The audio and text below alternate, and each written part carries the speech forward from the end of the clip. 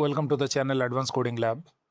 In this video, we are going to learn the simplest way to create a Pandas series. And for this, we'll be using a Python list.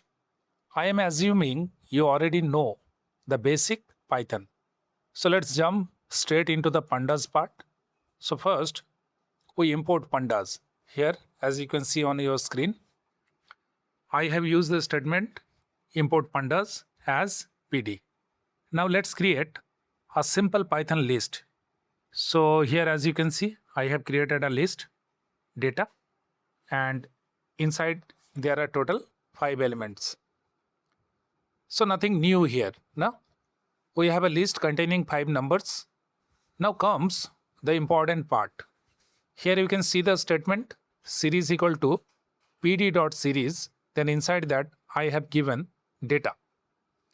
Here pd.Series takes our list and converts it into a Pandas series. So essentially we are saying take this list and turn it into a Pandas series. So let us execute this. Here you can see the output.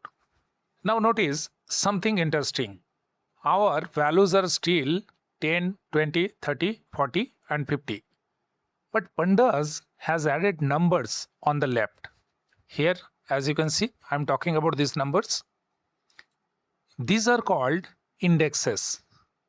Because we did not provide any index ourselves, Pandas automatically created them. And it is starting from 0, correct? So our series looks like this. Now, I have a quick question for you.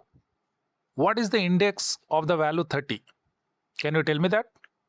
Yes, you are correct. The answer is 2. And that's the main thing to understand here. When we create a series from a list without specifying an index, Pandas automatically assigns indexes starting from 0. And that's it. We have just created our first Pandas series. So in the next example, we'll see how we can create our own custom index. Means we'll be able to set our own index instead of these default indexes. So see you in the next session. Till then, bye and take care.